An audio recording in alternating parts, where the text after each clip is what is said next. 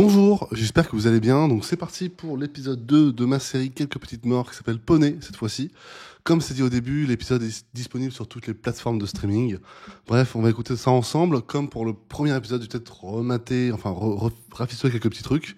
Donc c'est parti, on va écouter ensemble l'épisode 2 de ma série Quelques petites morts, Poney. J'ai déjà dit, c'est pas grave. On y va, c'est parti.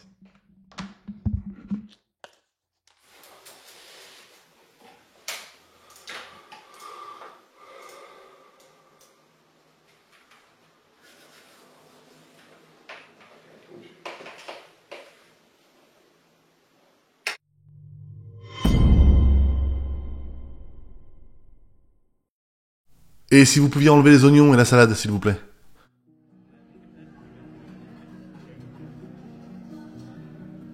Emmanuel le regardait sans réellement comprendre ce qu'elle avait pu trouver d'attirant chez lui. Il avait grossi depuis leur dernière rencontre. Son ventre étirait ses chemises, et elle voyait entre les boutons quelques poils bruns sortir de leur cachette. Et le burger qu'il s'apprêtait à dévorer n'arrangerait rien en sa corpulence. Et vous ? Elle releva la tête, puis regarda pour la première fois le menu situé au-dessus des caisses. C'était toujours pareil. Alors qu'elle avait eu le temps de réfléchir et choisir, Emmanuel s'y prenait au dernier moment. Et c'était comme ça pour tout. Les tâches ménagères, les courses, tout. Antonin se demanda comment il avait pu tenir autant d'années à ses côtés, quand la simple action de commander à manger relevait de la torture. Pour une raison qui leur était étrangère à tous les deux, ils se voyaient pour dîner. L'hiver était installé, la seule chaleur qui existait entre deux était celle du fast-food dans lequel ils avaient l'habitude de se rendre à l'époque où ils étaient encore amoureux. Une époque lointaine, qui pouvait être hier comme 10 ans. Peu importé, ils se voyaient. Enfin. L'attente de leurs plats respectifs était interminable. Antonin tapait du pied pour assouvir son impatience, et chaque contact de sa semelle avec le sol faisait crisper Emmanuel, qui ne préférait même pas le regarder. Le silence occupa l'espace entre deux, avant qu'Emmanuel ne le brise. « Tu travailles toujours pour François ?» Dans ses pensées, Antonin tourna la tête. « Quoi ?»« François, répéta-t-elle. Tu travailles toujours pour lui ?» C'était une pique, évidemment. Tout ce que cette femme disait avait pour but de le faire souffrir à présent. Il aurait aimé dire que non, il aurait préféré être passé à autre chose, mais la vérité était que oui. Il travaillait toujours pour François, même après 3 ans sans aucune augmentation. 3 ans, fou. Bah dis donc. Au moins j'ai un travail, rétorqua Antonin. C'était méchant, mais véridique, alors ça allait selon lui. Emmanuel le prit mal et ne le cacha pas une seule seconde. Elle avait toujours été susceptible. Elle avait aussi toujours apprécié dire le contraire, certaine qu'elle avait juste un certain caractère, mais la vérité était qu'elle était susceptible. Désolé. Pas grave. C'est vrai que j'ai pas de travail, c'est pas la mort. Et tu vas reprendre tes études ? Au même moment, leurs plateaux respectifs glissèrent sur le comptoir. Ils prirent chacun leur nourriture et se dirigèrent vers une table. Sur le chemin, Emmanuel expliqua sa situation.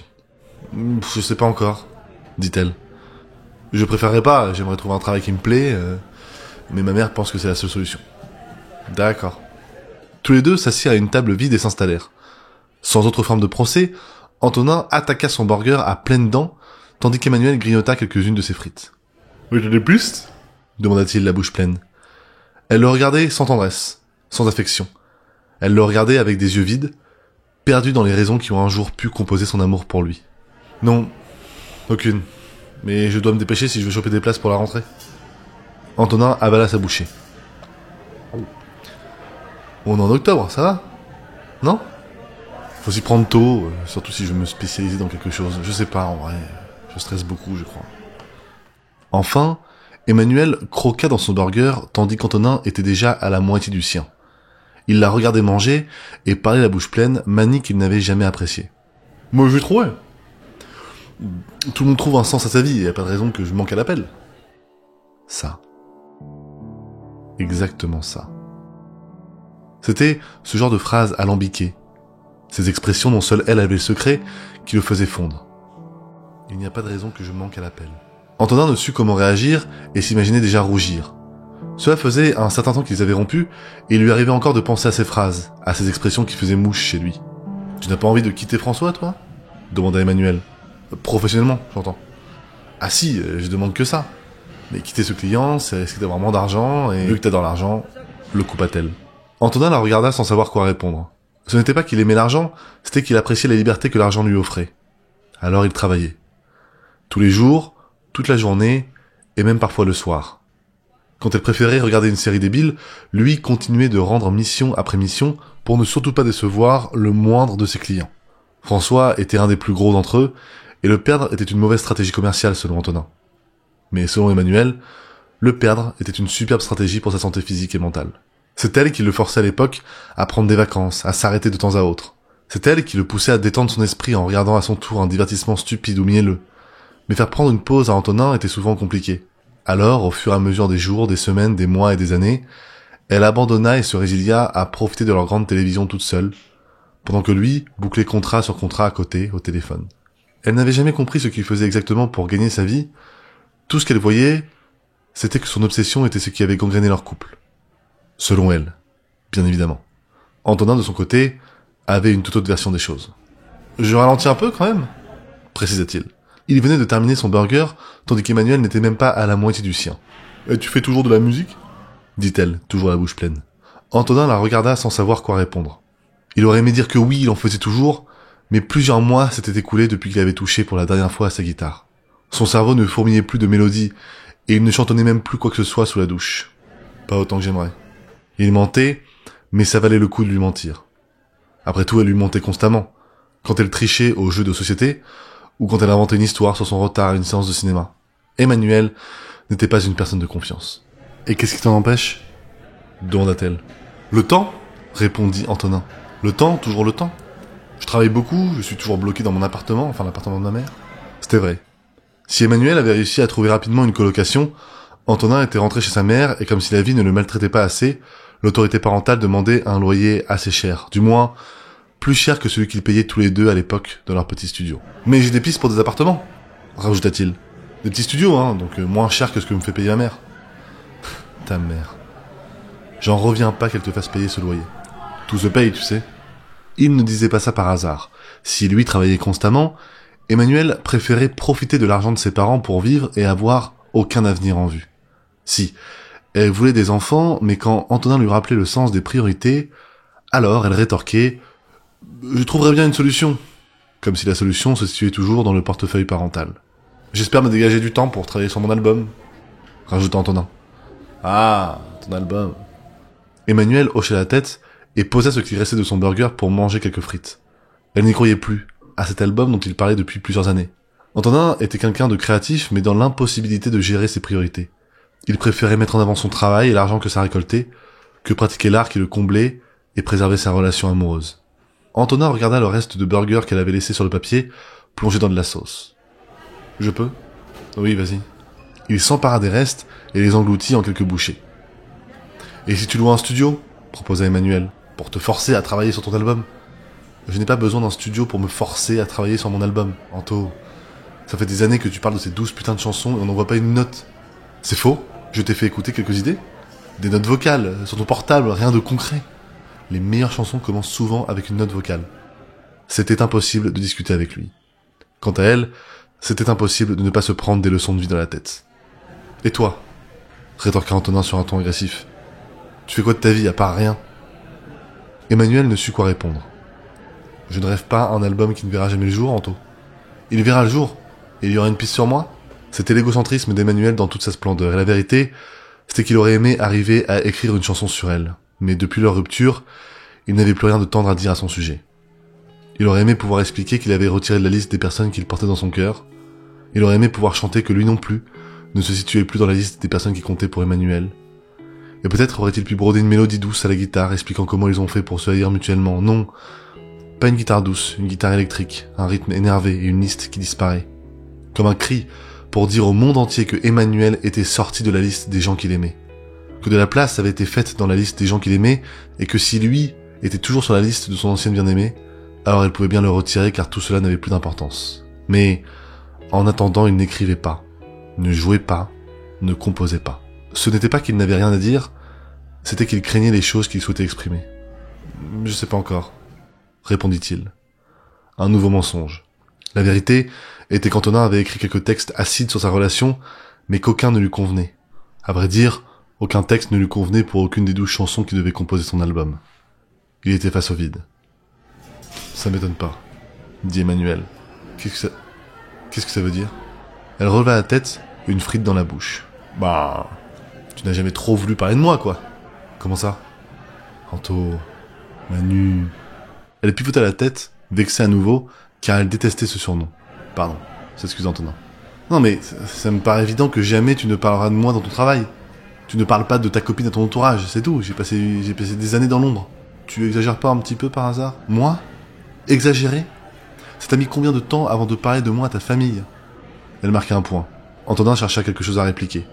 Bah tu exagères à nouveau, ils l'ont su au bout de quelques mois. On parlait de déménager ensemble au bout de quelques mois. Tu aurais dû en parler lors des premières semaines, on a été très vite officiel. Parfois je me dis que c'est ça le problème. Il n'eut pas besoin d'épiloguer, elle comprit. Le problème était la rapidité de leur relation, l'efficacité avec laquelle ils avaient tous les deux officialisé leur amour aux yeux du monde entier. Son propos marqua une pause dans l'échange avant qu'Emmanuel ne relance la discussion. Tu regrettes? Antonin regarda son ancienne amante dans le blanc de ses yeux. Tous les deux avaient désormais fini de manger. Non. Enfin... hésita-t-il. Elle haussa ses sourcils, attendant un développement digne de ce nom. J'aurais aimé que ça se termine mieux que ça, c'est tout. Conclut Antonin. Je n'ai pas aimé comment on s'est quitté comme ça. C'est toi qui t'en es remis rapidement. Pardon? Le lendemain, tu étais déjà au travail, prêt à enchaîner les contrats, au téléphone, à passer des coups de fil. Antonin ne comprenait réellement pas ce qu'elle voulait dire par là. Qu'est-ce que tu veux dire par là? Tu penses que j'ai pas souffert? Tu as vu comment je suis resté cloué au lit pendant des jours après notre rupture? Parce que tu pouvais rester cloué au lit pendant des jours après notre rupture. Je savais que je rentrerais chez ma mère, je savais que je devrais payer un loyer au-dessus de celui qu'on avait, on vivait dans un tout petit studio. Je savais tout ça. Je devais être un adulte en fait. Tu penses que j'ai pas été adulte? Je n'ai pas dit ça, mais tu le penses. Le silence d'Antonin valut toutes les réponses. Emmanuel rajouta: Tu m'as déjà considéré comme une adulte au moins? Emmanuel, on n'a jamais discuté comme des adultes une seule fois dans toutes nos années de relation, s'il te plaît. Mais qu'est-ce que tu fiches avec moi alors? Je t'aimais. Un temps plana. Je t'ai aimé depuis que je t'ai vu, tu le sais. Eh bien moi je t'aimais plus. C'est pour ça que j'ai fait ce que tu n'as jamais pu faire, j'ai rompu. Tu as rompu parce que tu voulais rompre. Ne fais pas de toi la grande personne du couple quand tu n'as jamais... Jamais quoi? Tu sais parfaitement ce que je veux dire. Emmanuel comprenait parfaitement le sous-entendu, mais voulait l'entendre de la bouche d'Antonin. Non, je ne vois pas, dis-moi. On ne peut pas discuter avec toi, Emmanuel. Sa voix porta dans tout le fast-food. On ne peut rien dire. Tu ramènes toujours à toi, à tes problèmes. C'est impossible d'avoir une discussion sensée pendant plus de 5 minutes et t'aimer était le seul truc qui me faisait tenir. Tu as tenu plus longtemps que moi, bravo. Antonin répondit par une grimace au sarcasme d'Emmanuel. Et si je t'ai pas quitté, c'est parce que je n'avais pas envie de te quitter, dit-il. Et si j'ai travaillé comme un chien, c'est parce que je devais travailler comme un chien. Ça n'enlève rien à la tristesse que j'ai ressentie quand tu es parti. Moi aussi j'étais triste, tu sais. Tu vois, tu ramènes ça à toi. À t'écouter, on dirait que je t'ai largué du jour au lendemain. Mais tu m'as quitté du jour au lendemain, Emmanuel. Je rentrais d'un rendez-vous et là, tu m'as assommé avec les 3 mots les plus violents de langue française. Je veux rompre. Et toi, tu n'as rien fait de mal. Qu'est-ce que j'ai fait de mal? On ne faisait plus rien ensemble, Anto. Antonin ne sut quoi répondre car elle marquait un point. Puis, elle continua. On sortait plus, on regardait plus de films, on ne jouait plus, on baisait plus. Qu'est-ce que tu veux faire d'une relation comme ça? On aurait pu en discuter. J'en ai parlé. J'en ai parlé pendant des mois, Anto, et rien. Tu m'as promis que tu travaillerais moins, mais rien. Tu m'as promis qu'on sortirait plus, mais rien. Tu m'as promis tellement de choses, et rien. À nouveau, Antonin ne sut ce qu'il pouvait dire face à autant de vérité. Si j'ai plus été amoureuse, c'est parce que tu m'as donné toutes les bonnes raisons d'arrêter de l'être. Tu sais ce qui me manque? Quoi? Fit Emmanuel en soufflant. L'ancienne relation qu'on avait. Avant qu'on sorte ensemble. Avant qu'on imagine notre vie à deux, quand on était amis. Quand on se voyait simplement pour rire et manger de la malbouffe tous les deux. Tu as cassé cette relation quand tu m'as embrassé ce soir-là. C'était vrai. Et Antonin ne saurait expliquer ce geste. Une soirée même pas arrosée, à regarder une série débile à la télévision chez lui, tous les deux s'étaient tournés au même moment et c'est lui qui fit le premier pas. Un premier pas rapidement suivi par Emmanuel qui lui rendit chaque signe d'affection ce soir-là. Il faut être deux pour danser le tango, tu sais. Rétorqua Antonin. Qu'importe, c'est fini cette époque. Vraiment? Tu penses qu'on ne pourra jamais redevenir de bons amis comme avant? Je n'ai pas besoin d'amis en ce moment. J'ai les miens, ils me suffisent. Elle mentait. Car si elle avait en effet un entourage rempli, et aimant, et présent pour elle, aucune relation n'était comparable à l'alchimie qui l'unissait avec Antonin quand ils s'aimaient encore un peu. Mais finalement, quelle importance, dit Emmanuel. Comment ça? On a été amis, on a été en couple, on s'est séparés. Comme des millions de gens tous les jours. Qui en a quelque chose à faire de tout ça? Antonin regarda son ancienne amante dans les yeux et répondit: Moi, j'en ai quelque chose à faire de tout ça. Emmanuel ne sut quoi répondre, mais lui rendit son regard et elle vit tout. Elle vit Antonin s'arrêter de travailler le week-end pour qu'ils regardent tous les deux des films mielleux ou des émissions débiles. Elle vit ces moments de tendresse, sa main qui aurait pris l'habitude de caresser ses longs cheveux pendant les visionnages. Puis le week-end, il serait parti voir des expositions, parti visiter des musées, faire d'autres activités culturelles de la sorte qui animaient Emmanuel comme aucune autre activité ne pouvait l'animer. Elle vit même cette sortie, un après-midi où Antonin n'aurait pas travaillé, où elle aurait remarqué une annonce, l'établissement qui chercherait une nouvelle guide pour la saison. Emmanuel aurait sûrement postulé, elle aurait eu le job, elle aurait trouvé une activité qui l'aurait animé, qui l'aurait passionné, et puis Emmanuel aurait continué. Elle aurait fait une formation pour se professionnaliser pendant qu'Antonin, en pleine journée, lui aurait rendu visite car il aurait refusé des contrats, ralenti le boulot, diminué le travail. Elle vit une existence grandiose, et peut-être qu'avec son maigre salaire et l'aide de ses parents, elle aurait pu tomber enceinte, car oui, pendant longtemps, Antonin fut le père idéal avant d'être un petit ami absent. Elle vit sa vie opérer un demi-tour pour être radieuse et prit plaisir à voir dans les yeux d'Antonin qu'il la regardait aussi. Mais il pensait sûrement à autre chose. Lui, il la voyait travailler tous les jours dur pour construire et progresser dans le jeu de la vie. Peut-être même qu'il la voyait créer sa propre société comme lui avait fait pour gérer son temps et ses galères. Il la voyait ambitieuse, travailleuse, minutieuse. Emmanuel eut envie de crier rien qu'en imaginant penser ce genre de choses, mais à cet instant précis, son regard était rempli de détresse et attendait une réponse. « Ah », répondit-elle seulement. Et comme ça, la soirée s'arrêta pour laisser place à autre chose entre deux, comme si tout ce qu'il y avait à dire avait été dit pour toujours.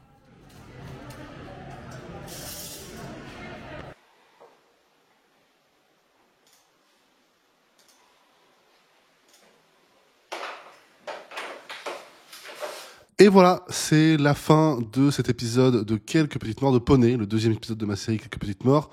Donc, à savoir, c'est que le texte littéraire... Oula, j'enlève mon casque. Hop. Le texte littéraire est disponible sur ma page Patreon. Vous pouvez vous inscrire gratuitement. Il y a plein d'autres textes différents. C'est gratuit. Vous pouvez me soutenir financièrement, mais c'est gratuit avant tout. Ensuite, le podcast est disponible sur toutes vos plateformes où on écoute des podcasts. Votre plateforme préférée, Spotify, Apple Podcasts, Deezer, qu'importe. Le podcast est présent. Vous pouvez vous abonner si vous voulez écouter, parce qu'en fait, le podcast sort le matin, je crois à 4h du matin, la journée, et la vidéo sort dans l'après-midi vers 17h. Donc voilà, c'est juste si vous voulez écouter plus tôt, en faisant autre chose, c'est possible. La série continue la semaine prochaine, 3e épisode, il y en aura 6, c'est une anthologie, à chaque fois c'est des épisodes différents. N'hésitez pas à vous abonner, forcément, si ça vous a plu. N'hésitez pas à partager, évidemment, bien noter le podcast sur les plateformes que vous l'écoutez. Et aussi, vous pouvez me suivre sur Instagram et TikTok, je publie du contenu exclusif à ces plateformes, du contenu vertical. C'est un peu dans le même genre de petites histoires comme ça, un peu différent, un peu dans le même genre, donc allez le voir. Voilà, c'est tout ce que j'ai à dire. Je vous dis à très vite pour de prochaines aventures. Portez-vous bien, restez vivants. Tchou!